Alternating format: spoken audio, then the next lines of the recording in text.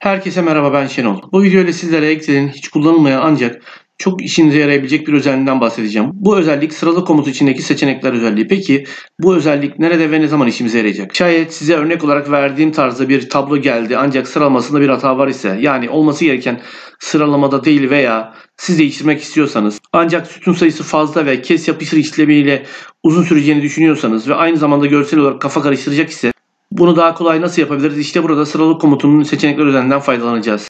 Ve tüm bu işlemleri çok daha kısa sürede ve kolay bir şekilde yapabileceğiz. Öncelikle kes yapıştırla biz bu işlemi nasıl yapacaktık? Buna bir bakalım. Örnek veriyorum, ben buradaki proses sütununun burada değil de şurada olması gerektiğini düşünüyorum.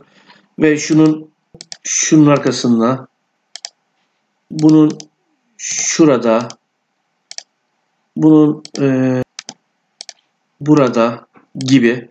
Ancak bu kafa karıştırıyor ve görsel olarak bizi zorluyor. İşte tam burada sıralı komutunun seçenekler özelliğini kullanacağız. Ama bunun için öncelikle şurada bir tane sütun açacağız ve sıralamasını yapacağımız sütunları kendimiz belirleyeceğiz. Örnek olarak ben prosesin 1'de olmasını, yani birinci olmasını istiyorum. İkinci sırada firma referansın olmasını istiyorum. Üçüncü sırada alt malzeme tezgahın olmasını istiyorum. Dördüncü sırada bu. 5. sırada birimin olmasını istiyorum. 6. sırada müşteri referansının olmasını istiyorum. 7. sırada ürün miktarı. Bu da 8. sırada olsun. Makine 9. sırada. Seri 1 de 10. sırada olsun istiyorum. Ve şimdi tüm bu sütunları seçiyorum. Veri, sıralaya geliyorum seçeneklerden. Şurada yukarıdan aşağı sırala değil de soldan sağ sıralayı seçiyorum. Tamam diyorum. Buradan da sıralama ölçüsünü satır 1 seçiyorum ve şuraya dokunmuyorum. Tamam diyorum ve istediğim sıralamayı yapıyor. Şu alanı genişletiyorum. Ve istediğim sonuca ulaşıyorum. Şu satırı siliyorum ve sıralama tamamlanmış oluyor. Şimdi ikinci örneğimize geçelim. Burada ise tarihleri haftalık bazda birbirine karışmış olan bir tablo var.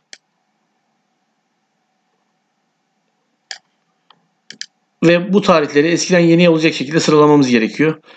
Bu sefer sütunlara vereceğimiz rakamlar yardımıyla değil de renkler yardımıyla bu işlemi yapalım. Bunun için önce eski tarihli haftayı belirleyelim. Burada sanırım şurası.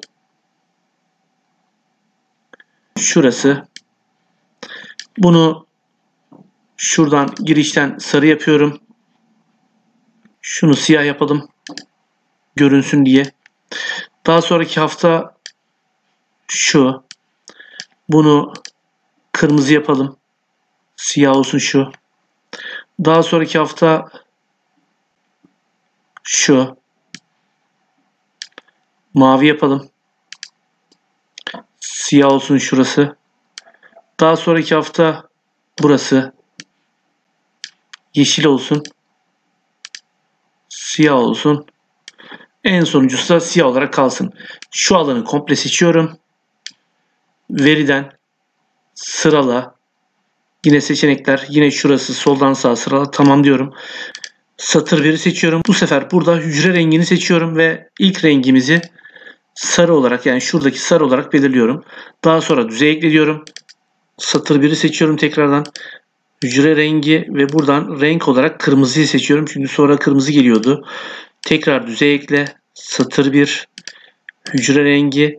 Daha sonraki maviydi sanırım. Düzey ekle. Satır 1. Hücre rengi yeşildi. Ve en son düzey ekle satır 1. Hücre rengi ve siyahı seçiyorum. Tamam diyorum. Ve sıralama tamamlanmış oluyor. Bakalım, kontrol edelim.